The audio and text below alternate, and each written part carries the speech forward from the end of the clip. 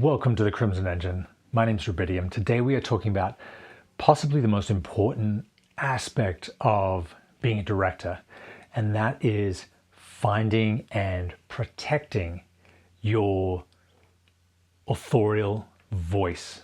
This may sound very airy-fairy, this may sound esoteric and obscure even, but the number one thing that people get wrong and the number one battle that you are fighting as a director once you step on set is to preserve the vision that you have and the ideas that you have when inertia, the crew, the cast, the other collaborators all try and sort of put their own stamp on things.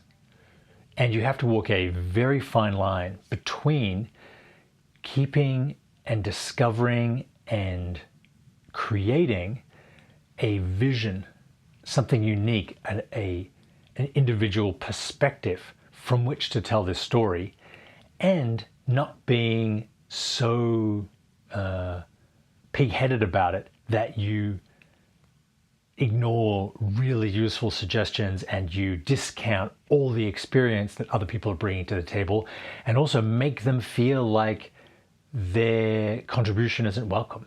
So this is a really fine line to walk. It is something that everybody struggles with. Maybe even the top most successful directors in the world, maybe they have the authority to just tell people to do it the way they like and it gets done. But I really do think that until you are in the big leagues, this is something that a lot of people struggle with. And the more creative, the more individual, the more unique your voice is, the more likely it is that you'll be misunderstood and challenged by the people you're collaborating with to do things in a more simple, more straightforward, easier, more conventional way. Because they can't look inside your head and know what it is that you're going for. All they can see is the choices that you're making on set. So let's rewind. How do we get to this? There is this idea that sprang up decades ago in the French film critical circles called Auteur theory. Auteur just means author in French, and it came about as critics looked at new types of films, unique films, individual films, films that were powerful, films that were more than just entertainment. Because when Hollywood and filmmaking started, it was a direct continuation of like the vaudeville skits of just almost like a magic trick of, oh, look, here's something on the screen. And it became a distraction for people. But very quickly, people and filmmakers discovered that they really could say something, that they really could share a perspective, share their view of the world. And part of the joy of watching movies was to inhabit someone else's mind for a period of time, to see the world as they saw it, free of the constraints of time, of space, right? You can jump forward and back in time in a movie. You can see someone born and then the next second you can see them as an old person. You can go to outer space. You can go to the bottom of the ocean. You can visit alternate realities. All these things that the magic of cinema makes possible are part of the true magic of inhabiting someone else's imagination. And films have much more in common with dreams than most other forms of narrative expression, like books or painting or sculpture. They occupy a unique magic in our imagination. And that is why they're so powerful. You go into this dark room with this amazing encompassing sound, and the screen occupies your entire perspective, your entire point of view, it allows you to be transported to different realities, alternate realities. We know that they're not real, but we go along with them. We suspend our disbelief. And this can be why the magic of cinema is so powerful. Now, this only really works if there is a strong enough and coherent enough vision. That is the director's one and only true job, is to create this reality for the film.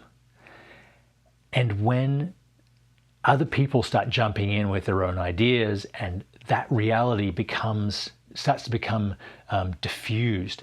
If you've ever seen a movie that is 3 or 4 different directors, or maybe the director was fired halfway through and replaced by somebody else, I can almost always tell when I watch a film and it doesn't have that coherence. I'll look it up and find out that it had all sorts of problems with the director or with the studio or whatever it is. And when someone really has a strong vision, you can tell that you're inhabiting this new reality fully. There's the other thing. Have you ever watched one of those anthology movies like Parashatem, or it was popular in the 90s, where 5 or 6 different directors would each direct like a 10-minute segment. And so even if it's the same continuous story, like 4 Rooms, you get pulled in and out of different people's perspectives, people making different choices. And it is quite, it's really distracting, and it sort of punctures the reality that you've inhabited as it shifts slightly. So when you get on set as the director and you say, okay, I want to put the camera here, and I want to see the sky, and I want to see this, and I want the person to walk in from this side. If people start saying, well, it'd be easy to walk in from this side, or we don't want to see the sky so much because it'll overexpose, let's put it down here. If people feel entitled to present their own suggestions and then force you to explain why you don't want to do it that way, it can really hamstring a director. Maybe those people want to direct too. Maybe they're doing it to save time. Maybe, when you're starting out directing, you're almost always under pressure from budget, from time, from the equipment that you have, from the resources that you have. And so in a very well-meaning way, often these collaborators try and help you along, not knowing that each compromise cuts away at that individual idea, that vision. Right? If you're watching a Christopher Nolan movie, or a Tarantino movie, or a Michael Mann film, or a Akira Kurosawa movie, within a couple of shots, you already know you're in an individual world. Even when that, like Michael Mann, he kind of goes out of his way to hide those things, to make it almost invisible. It makes, you already feel it. But when you're watching, an amateur director or just a journeyman, like director for hire, there's no fingerprint on the film. There's nothing unique to the reality. Sometimes it feels as though you're just watching a documentary, or you're watching other films stitched together. There's no voice there. And that voice is the main reason we watch films to start with. The stories, honestly, on thrillers and horror and whatever it might be, the plots are almost interchangeable. The plots are recycled. The genres purposely let people know almost exactly what they're going to see. And yet, we go to the cinema, we watch these films to be part of that other perspectives, to share in that reality. So when I was a young director, I would always have these sort of fights and this tension with the cinematographer who was trying to put their stamp on the film. They were trying to put their style. They were trying to put their idea of what was beautiful, their idea of what was easy, their idea of how a film should be shot in the right way from their perspective on the film that I was making. And it drove me crazy to have to explain, I want it done this way for this reason, for this reason. You don't need to give a reason. There is one director on a film. That person's decisions are final. If it's fine for the cinematographer to say, oh, if we shot in this direction, we could get this one as well. Or if we shoot this way, we'll just be shooting into a blank wall. There's not much we can do with that. You have every right to, you should listen to those suggestions, but you need to trust your intuition when you say no. And you don't need to explain no. No is a complete sentence from a director to anyone on a film set. Same with actors. If they have a different interpretation of the character, of how the line should be said, of how the character should move around, by all means, listen. But the idea that, oh, we'll try your way first and my way second, that is crazy. That is doubling your shooting schedule as you do everything twice. And of course, the actor is going to put more into their idea of doing things. I read that on the set of Black Swan, Darren Aronofsky would get his way, his thing, and then at the end, he would ask Natalie Portman if she had any ideas, and if they had time, give her interpretation of it. Now, it's interesting that he said that at the end of what he'd already got what he thought he needed to make the film. So he got to both give her freedom of expression and give her a chance to interpret the role in a different way. And he also got to see what she did after he'd already put his stamp on it.